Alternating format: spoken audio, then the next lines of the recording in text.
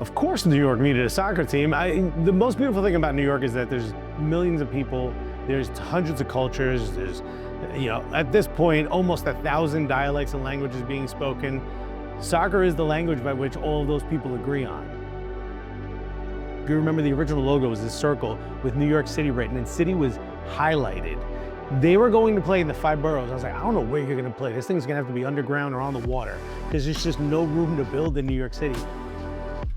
New York City FC provided a lot of reasons to really fall in love with the club, to feel like you found a home, the fans around it. It all felt like a community. There were so many good things.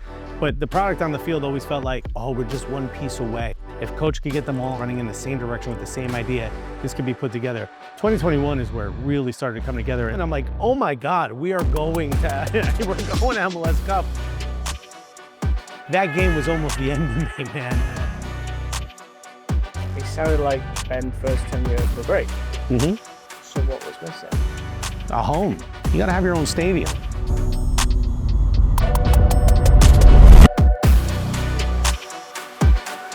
Every time I saw Sheikh Mansour, he'd say, "Where's my stadium?" I promised him I wouldn't die until I built the stadium. So Marty Edelman, I'm vice chairman of New York City Football Club and a member of the board of City Football Group. New Yorkers know how difficult projects are to get approved. But difficult's probably a slightly inadequate word.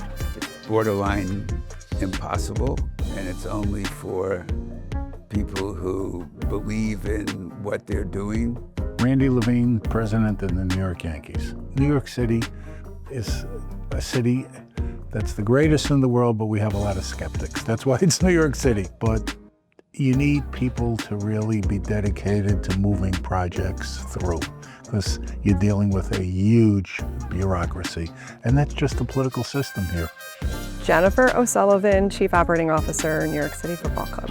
I joined the club in April of 2020, and at that time, I was joining design meetings on a stadium in the Bronx. That would have been built right next to Yankee Stadium, which would have been, you know, sort of a poetic end to the search.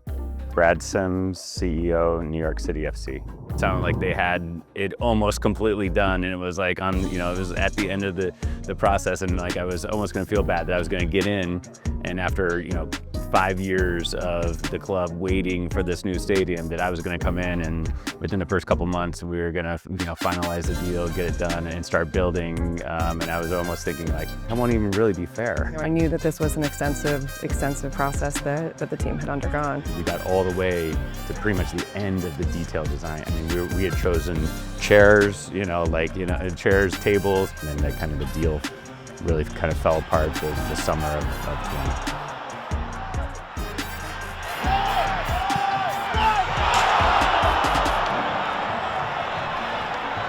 From the time I first started having conversations in the fall of 2018 till today, like there's never once been a conversation of maybe we should start looking elsewhere. There's been conversations of maybe we should start looking elsewhere in the 5 boroughs, and we did do that, and we did a lot of that. We looked at every borough. We did meaningfully expensive studies of a number of different projects. I would say probably 8 to 10. We probably looked at 30. But the very first site that was looked at was actually in Queens. And I think in the back of everyone's minds, that was, always an optimal, place to be. It's an incredibly diverse part of the city. It's an incredibly diverse part of the country. The number of languages and ethnicities that are spoken, the food that is represented, there's so much there to celebrate. One of the first things that Commissioner Garber wanted was, he said that he sort of had an arrangement with the city to build the stadium in Corona Park in Queens. I said, I'm surprised, since that's public parkland. So of course we all found out, he and we found out together, that you couldn't. And then went back and talked to the indomitable Francisco Moya. Francisco Moya, New York City Council member. I never stopped believing that we were going to bring soccer to Queens. We never had a proper New York team. And I did my research, and I knew that in 2013 they were going to do the expansion for MLS. And had just gotten elected. I decided my first act as an elected official was to write a letter to Don Garber, the commissioner of Major League Soccer, also a Queens boy. And I said, look, I have a perfect location if New York gets a team, where to build a stadium, right? And I didn't hear from him. And my name wasn't even on the letterhead yet. That's how new I was. The slight tug of war as to who went to visit whom ended up with me going to the bakery right near where he lives, where he held his important meetings. And so we met at Mama's, and it was, okay, it's time that we stopped negotiating and just agreed to get a stadium built. And we started assuming that we had a deal without having the terms of an arrangement.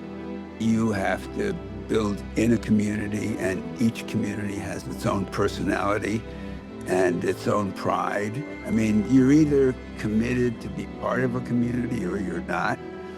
And so we made the commitment that we were going to be part of the Queens community.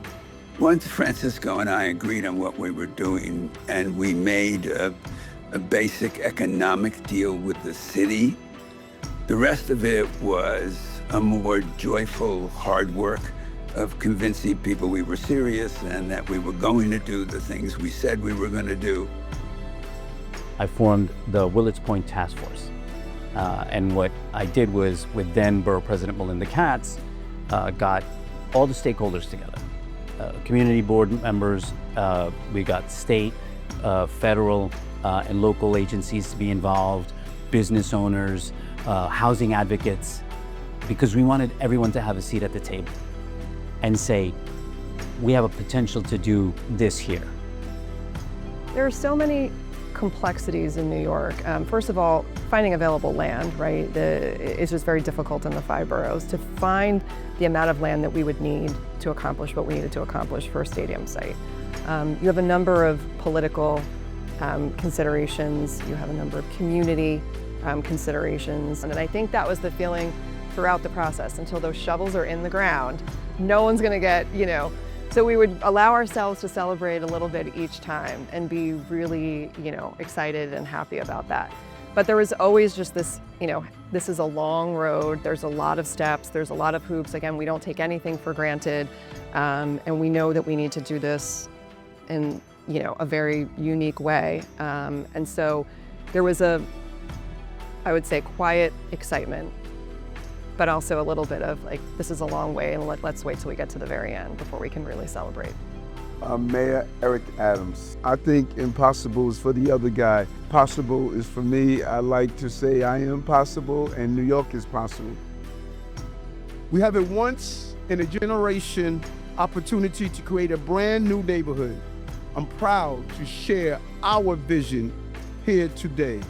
It begins with something that is crucial, and it is something that we talk about all the time, but never get to the point of doing so. And that's housing. Housing is more than a place we lay our heads. It's the precursor to sleep that allows us to experience the American dream. When you go through a process that has taken us as long as this has, and knowing how challenging New York has been in so many different ways, and then going through the approvals process, at no point did we think this is in the bag. Welcome to the stated meeting of April 11th, 2024. I am Majority Leader Amanda Farias, and I'd like to thank you for joining us.